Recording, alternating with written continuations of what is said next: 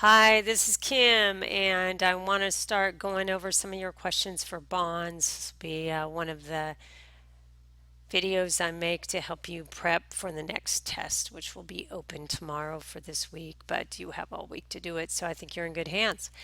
Now, if you don't see your specific question on here, I don't want you to worry because a lot of the questions were similar, so I think I've captured everything that you want to learn. Also, I don't know if you've noticed, but there's quite a few of you in there. So I think this is a good representation. In other words, if there were too many questions, I think you'd get sick of listening to this, or maybe I'd get sick of recording it. Anyway, before we get into the questions, I want to pop into Vanguard real quick. So I'm going to go over here to a browser, and I'm in Vanguard right here, but I'm going to just start over again as if you were going into Vanguard. So you go into Vanguard.com, and you get here, click on Personal Investors. Next, go to Investing. Click on CDs and Bonds.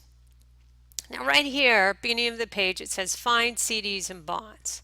So you can click right there, and voila, here we go.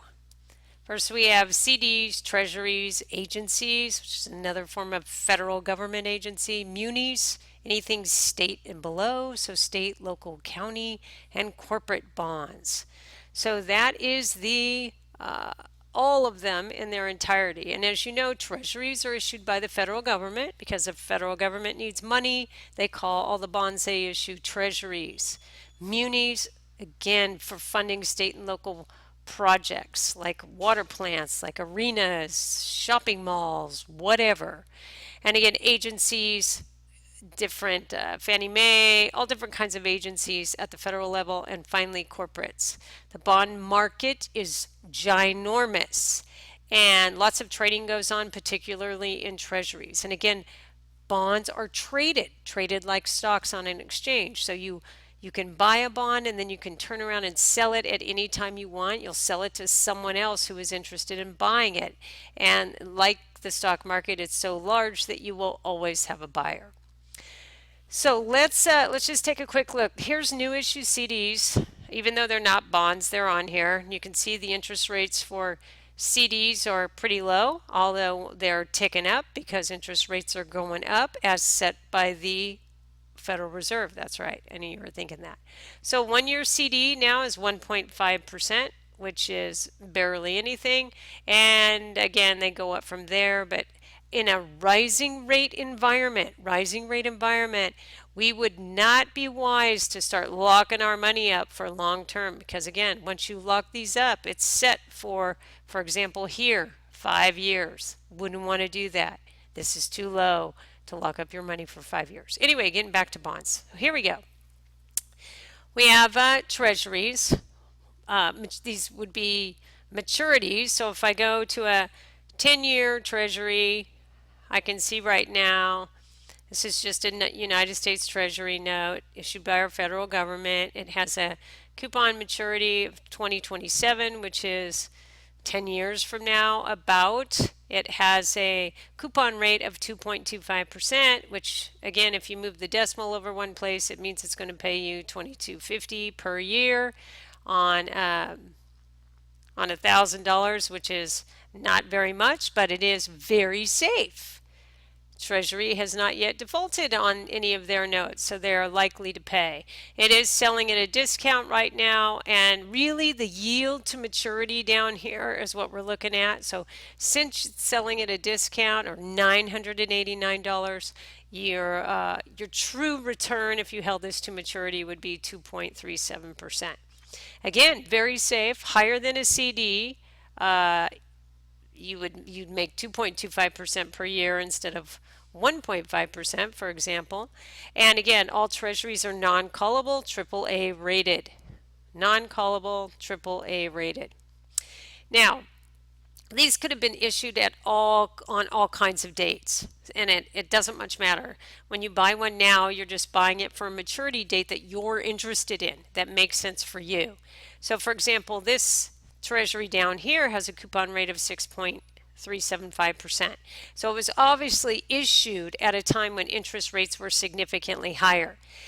And because the market is always going to go towards equilibrium, it's not going to allow this to sit out here at 3.5%. Instead, the market is going to adjust by increasing the price of this bond, which in the end makes the yield to maturity very similar across all these bonds, regardless of the issue date and the coupon rate. Okay, so that's Treasuries. I'm going to flip over here, munis. So it's not gonna, I'm gonna go back to the main one. I don't want to run a screen. I just want to come in here. So here's munis, high grade, high grade. Again, munis are rated like corporates, so it's important that you pay attention to the ratings, assuming the rating agencies are honest. I don't know how many of you have watched The Big Short.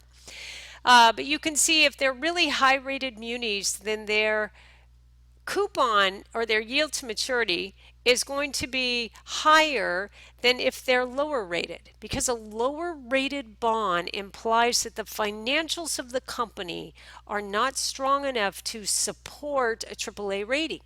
It might only be B rated. It just means it's not as strong financially as an A rated company, but B rating is fine.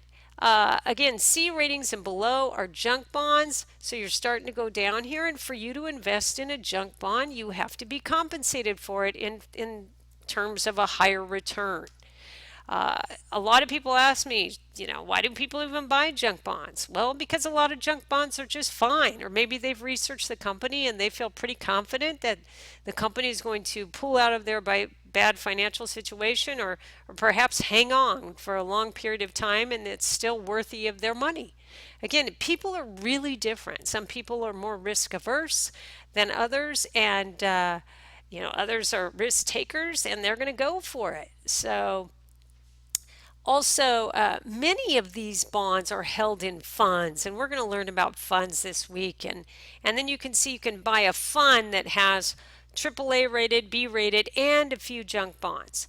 And you can add a few junk bonds into funds, because if it doesn't make it, oh well, you have a lot of A rated bonds to make up for that. So you're looking for the overall risk of the fund instead of the individual bond. But again, here's corporate high grade, upper medium grade, and then investment grade. These are pretty high because, again, their ratings are probably not that high. So if I click on this, let's see some not so high. So you have Macy's here, which has some issues. Their yield to maturity is about 6%, but Macy's is closing stores and consolidating. So there's some risk involved there. And again, if you were, to click on these, you would find more information, but the coupon's 6.79, so you're going to get $67.97 on each bond. And again, you're paying a slight premium for it, which brings the yield down a bit to 5.7. But hey, you're a Macy's shopper and you love Macy's and you think Macy's is going to be around forever, and it's a good buy for you. So you're willing to take the fact that it's not as high rated as other companies, and you would consider purchasing a bond in your portfolio. All right. I'm going to pop into some questions, and I'm going to really try to make sense of this for you as students.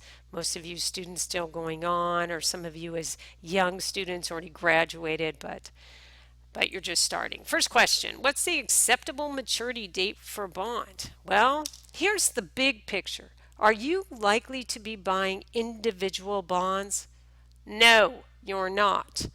To buy individual bonds, first of all, you have to buy 10 issues of 10 bonds of the same issue from the same company. So it's going to take around $10,000 to get into the bond market. Doesn't make sense, I think, for anybody in this class. It only makes sense for, in my business, my high net worth clients. So I'll buy bonds for them, hold on to them for a long period of time because they have a high rating and an acceptable interest rate. For most of you, absolutely not. You're not going to be buying individual bonds. So an acceptable maturity date for you is really irrelevant because you're going to be buying into bond funds, which I'll talk about next week. So, but if you, let's say you were older, an acceptable maturity date is really, well, what's your goal? When do you want to get your money back? So remember, you paid somewhere around $1,000 to buy the bond, and at maturity, you're going to get your money back. So maybe you have a goal that says, 10 years from now, my kids are going to be going into college. So I'm only going to invest my money in 10-year bonds. So at that 10-year mark, I'm going to get all my money back and I can pay for my kids to go to college. Next question. Uh, Corporate or munis are generally considered most safe. Hey, it's all based on ratings. Okay? So this is all on ratings.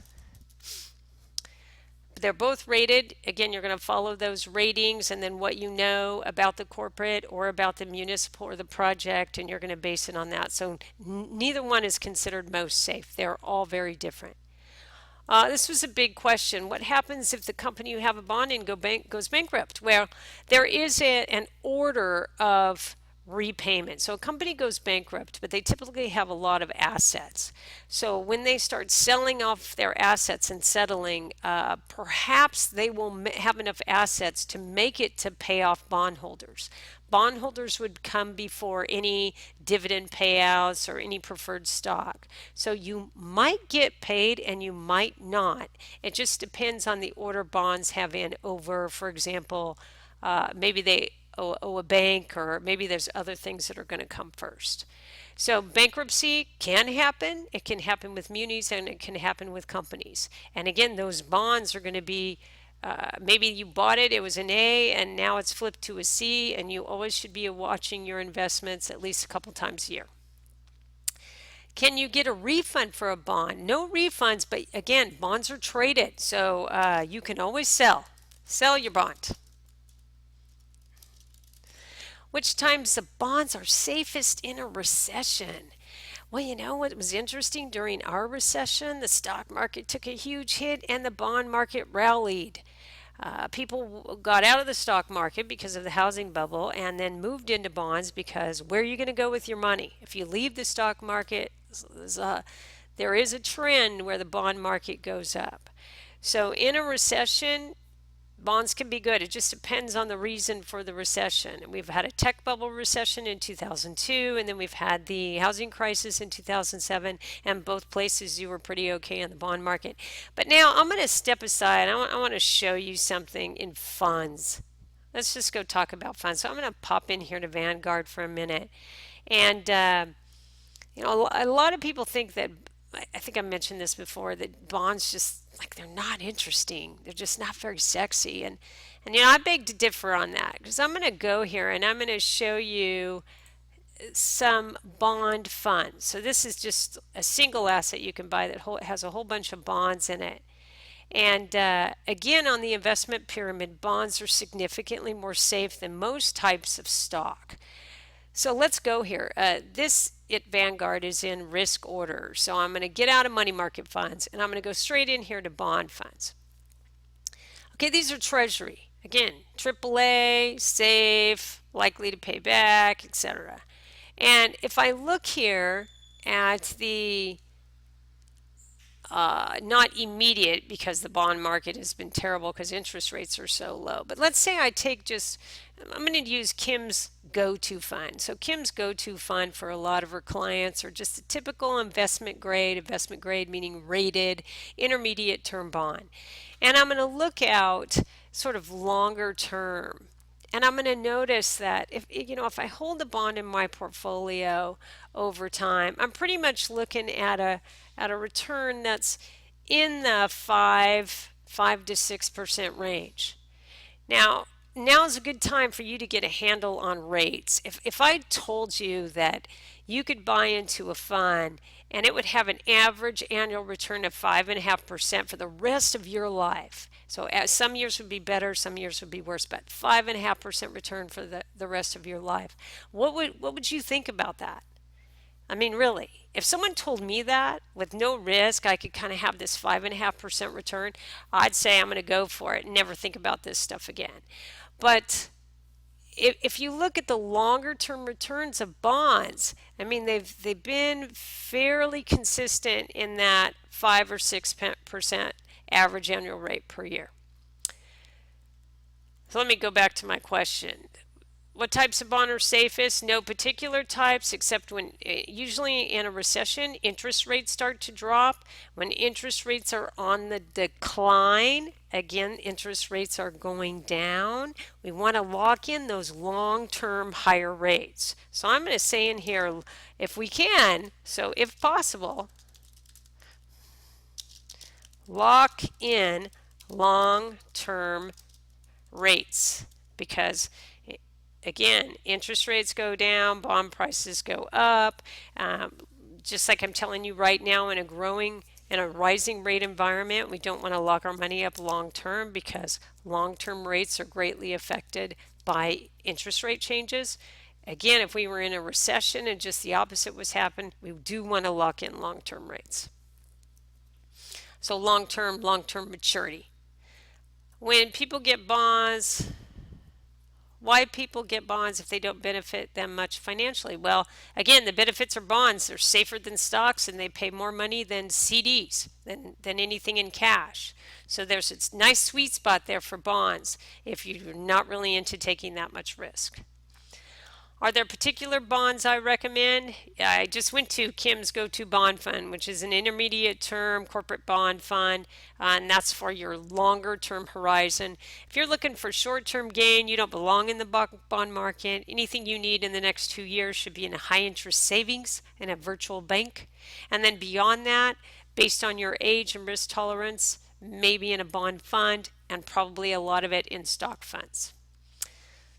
As a broke college student, best bond, that would be, remember, no bonds right now. No individual bonds.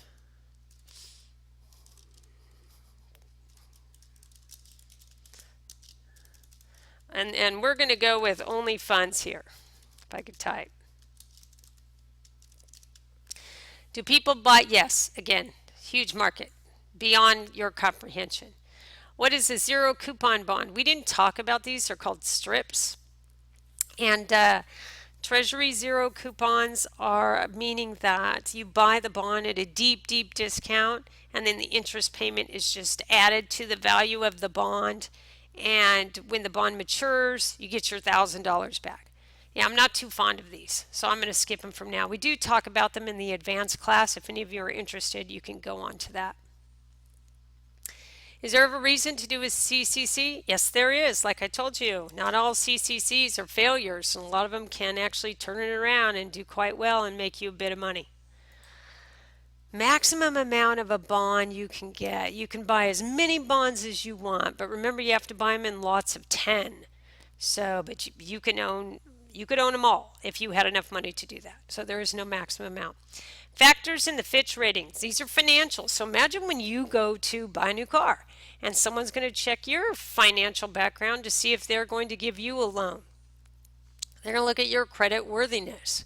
They're going to look if you ever defaulted, how much do you have in assets, how much do you have in existing loans, how much do you have in your mortgage, etc. That's the same thing they're looking at a company. What are your assets? What are your liabilities? How much money do you have in the bank in cash? How much, what are the other things? What are your sales? What else is going on financially? That's how they're going to base their rating.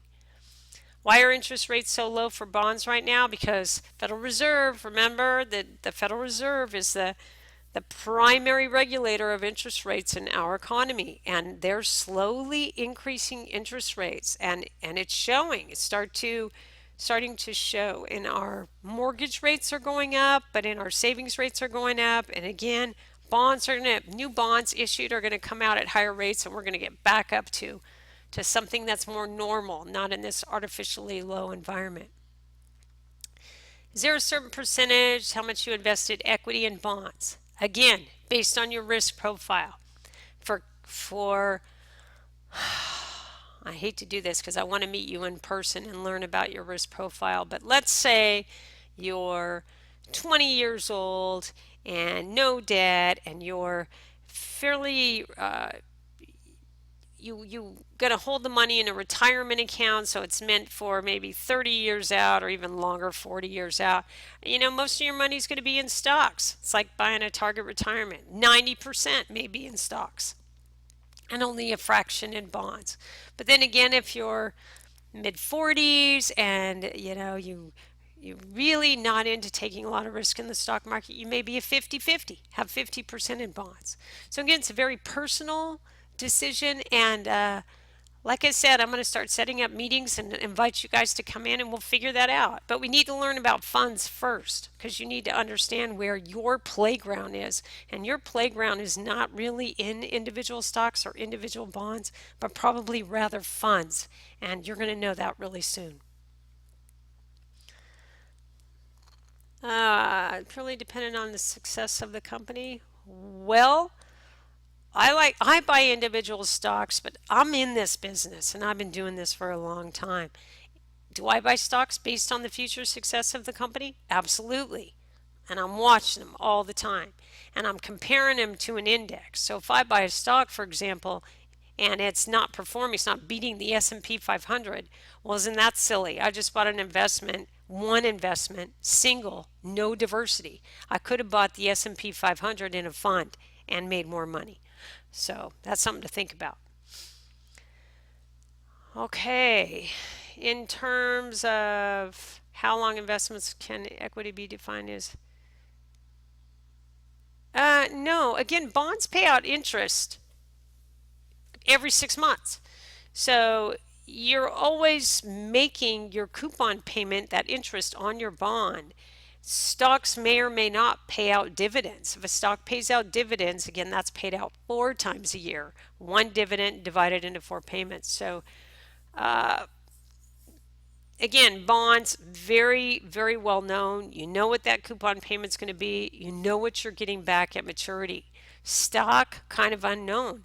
Uh, that's a tough question for me to answer, but it could go either way. So I did say if you buy a C-rated bond, company may not, right? Repercussions for a company? Well, once a company can't pay back a bond, they're headed in the wrong direction. Maybe we can think of companies now that aren't doing too well that are headed in the wrong direction. And bonds are regulated. Again, they're traded on a market. So an AA rated company has to pay you their premium payment or they'll effectively drop in their rating to a C payment. And there's also litigation against the company. So there are lots of protections in there. What determines if a bond is callable? That's purely based on the company and the relationship they have with the bond issuer and how they decide to issue the bond. They can make it callable. They can make it non-callable. I don't know about you, but if I was a company and I was making a bond issue, I would want to make it callable because if I come into a lot of money and my company does really well, maybe I want to pay off my debt and call in all the bonds. I mean, similar in your personal life. You may have a car loan, but if you come into some money, maybe you want to pay your car loan off early and defer all that interest that you would pay later on. So, again, it's a company's decision, and it is a risk profile. It is a risk for us as buyers of bonds because we'd like to think we bought our bond and we're going to hold on to it till maturity and based on how we felt. And if it's callable, then the company may make up our mind for us. Some companies don't make their bonds callable because they'll be more attractive out in the market and people will buy them. So it's really up to the company if they want to do that. Why would an investor choose to purchase at a premium? Again, doesn't premium discount. What you're really looking at is the yield to maturity. What are you really going to make on that bond if you hold it to maturity? And next, what is that coupon payment?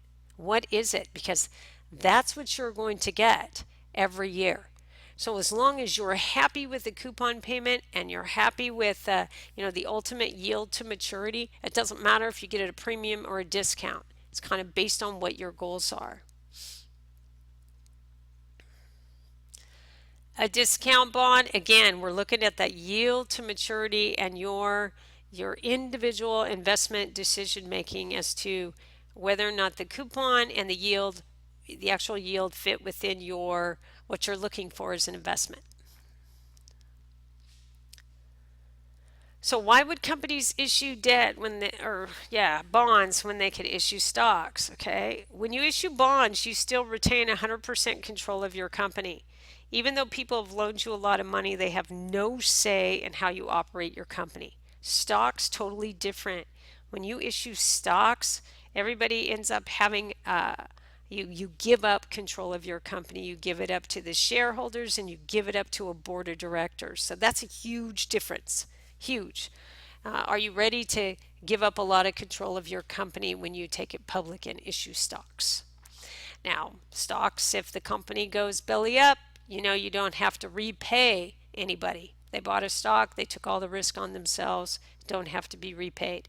However, if you issued bonds, then you have to sell off your assets and you have to start paying some of these debts back. So you do have an obligation to pay. You have a small savings set aside for college, need it in 2 years. No, bonds are not a wise investment. Again, within 2 years, high interest rate, or even maybe a 18-month CD would be a better option. Again, prices don't matter for bonds. They're always at a discount or premium. They're almost never traded at par. So again, it's what you're looking for in terms of return. Lower middle class to have 3% of their investing money going into bonds? No, it is not unwise. In fact, based on your risk profile, it might be even more than 3%. Maybe it's up there around 30. Again, these are individual decisions that we have to make based on how we, if you're going to feel sick every day that the stock market drops 100 points and you don't belong in the stock market. But if you understand that over the long, if you're paying attention to the economy and understand that over the long term, these can be good investments as long as you're well diversified and you have a great asset allocation. So it's, again, depends on your risk profile. If you're skittish about all this, don't put your money in the stock market. This could be up as high as 80%. What are some important bond in the stock market? Both huge markets, efficient markets, capable of making money. I know bonds are completely different instruments, less risk in individual bonds because they have that guaranteed coupon payment and then repayment at par. Stock doesn't have any of that. Can I start an LLC? Yeah, but no one's going, you won't have a credit rating with an LLC. So it's going to be really difficult for you to do a bond issue. It's really not the best way to raise money. You're either going to go to a venture capital firm and get people to invest in you for a piece of the company, or try to get a loan from a bank, or even try to get money from friends and family. If you don't have the funds on bond maturity date, is it ethical to issue another bond in place of the first? Well, it's not unethical. Have you ever heard robbing Peter to pay Paul? So you can do another bond reissue, and maybe rates have dropped. Maybe you could do a better bond issue at a lower coupon rate and pay off the first one. So it's not unethical and it's not illegal. How can two bonds issued by the same company have a different rating? Excuse me. Well, here's one way. Let's say one issue was for 20-year bonds and another issue was for 10-year bonds, or they're sort of staggered on when they were issued. Maybe the company has a really good short-term perspective and the ability to pay back bonds that are currently out there, but there's some speculation on their long-term success, so they're not rated as high because maybe the company's chips and they're in a business that's swiftly changing, or maybe they're in I don't know, an old coal mining company, which it's questionable. Maybe longer term they're going to be better than shorter term. So again, I imagine that they were issued at different times, and it's based on the short term and long term prospects for the company. Most important factor to look to when purchasing an individual bond. Again, does it fit your goals? Are you going to make the amount of money that you want off it given its risk profile and your whatever your goal is. B-rated companies, not very often. They're mostly likely to pay. You cannot call your bond in early. It's not up to you. If you don't want your bond, you can always sell it. And by the way, when they call a bond in early, if it's halfway through the year, you're still going to get half your coupon payment. You just won't get the whole payment. Munis and corporates. Muni interest is tax exempt. Any gain in the muni price is a capital gain. Again, munis, we could have a Sacramento County municipal bond, and to build a jail, for example, or to actually build a new building on the campus. We often issue muni bonds. So the tax exempt is really the biggest difference. And then one's for government projects and one's for private companies. Again, rated the same way on their financial worksheets, that balance sheet and that cash flow statement and that income statement.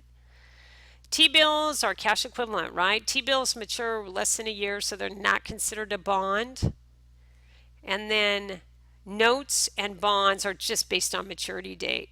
So a note, it'd be less than 10 years, and a bond, it'd be less than 30. That's the only difference in the names. What are the best reinvestment opportunities? Bond matures after 30 years. Family has an I bond that was received 20 years ago. This type of bonds. I bonds still do exist, and you can look up your I bond and see what it's worth today and determine if you want to cash it in.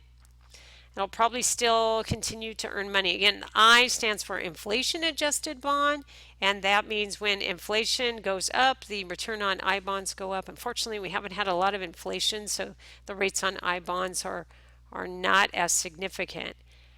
By the way, the equivalent of an I bond, I series savings bond, is what's called a Treasury inflation protected bond. So it's an I bond with a maturity in a fund, which we'll actually talk about next week. Why would Apple, with so much cash, still issue bonds? Okay, let's look at it this way. So let's say I'm going to buy a new car, okay, and I can pay cash for the car, or I can finance the car. And right now, let's say I could finance a car for 0.9% per year. So would I rather take all my cash and pay the car in cash, or would I rather keep my cash invested and finance my car? So really the question is can I invest my cash and make more than 0.9% per year? Well, the answer is yes. I could put it in a virtual bank account and make more than 0.9% per year. So maybe Apple says, gosh, we could go ahead and do bond issue at a really low interest rate because they're going to be AAA rated and they're not going to have a high coupon rate. And they would rather do that and keep their cash and invest it. Remember, companies take their cash and put it to work. They're either, they're R&D, coming up with new projects. Every project that they do has a proposed return, something they expect to earn off it. So if they can borrow money at 2%, turn around and invest it and make 15%, that seems like a pretty good business deal. So that's what would make Apple go out and borrow. It just makes sense. Good investment strategy regarding bonds is really at some point you're going to decide, and this is a critical question, you're going to decide how much of your money is in cash.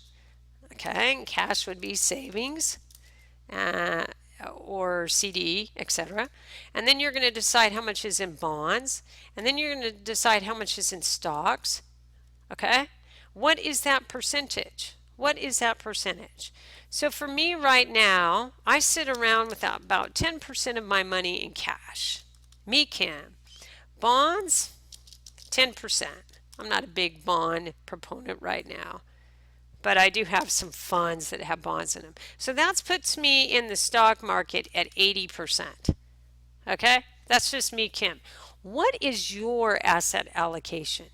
How much money do you need money in cash? without saying. You need to have an emergency fund. My situation is probably I need more money in cash. I have 3 kids. They're all going to college this year, a ton of expenses. I have 2 kids out of state and one at private. So I like to have a lot of money in cash because you never know. Next, I told you bonds. I watch the stock market pretty regularly. I'm not quite ready to retire, so I'm going to put about 80% of my money into stock and just keep a little 10% right now.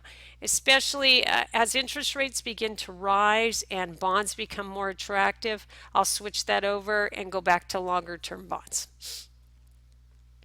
Good resource for searching bonds. I just showed you Yahoo Finance. There's all kinds of bonds on there. I would give that a whirl. Again, you're going to be in funds, so let's pay more attention to bond funds next week. If you're in your 20s, why is it important to have money allocated in bonds? Again, what's your asset allocation going to be? What do you think? Think about that profile. Cash, bonds, and stocks. Maybe you're more like a 10, 40, 50. I don't know, but you're going to have to come up with that number. What's a good age? Doesn't matter. Any age is a good time. Risk profile. Why would an investor invest in bonds with a call feature? Because you never know if a bond is going to be called. And secondly, it fits what you're looking for. Coupon rate and price. Yield to maturity, I mean. Okay, I'm going to go back. This person says I have a pension, so I'm already diversifying is safe. That's true. Kim, I have a pension too. So, and it's guaranteed supposedly, kind of like Social Security, as long as the pension is fully funded. But I'm probably going to receive my pension. I have confidence in that. So I don't need a lot of safe money in bonds. I have this pension that I'm going to receive when I retire. And so if you do too, you can afford to put the rest of it in something with a bit more risk. All right. Why would anyone invest in low rate or junk bonds? I think I already talked about this because some of them can be very good for your portfolio. And again, look at this. Example, would knowledge of a new CEO joining the company? Yes, it would. I would. Maybe there's hope to turn the companies around. Companies can be turned around. Yep, bonds are regulated by Securities and Exchanges. What's priority for a company? Shareholders, bonds are priority. So if a company went bankrupt, bondholders are going to be paid first before any stockholders, common and preferred. Why more businesses don't finance through bonds? Well, again, a lot of companies finance through stock because they're willing to give up control of the company. And again, stock is money that you don't have to pay back. Bonds you do. How do you get paid your interest on your bond? It's a checkbox. Do you want it added to your cash account? Do you want it sent to you by mail? You can make a choice with your brokerage firm. And the last question, is there an age limit on who can have bonds? If not, then who pays taxes? So there are a couple kinds of accounts that kids can have. For example, my kids have what's called an UPMA. It's a type of account that I opened up in their name, and then when they're 21, the account automatically transfers over to them. But I opened these up in their name, to start setting aside money from them.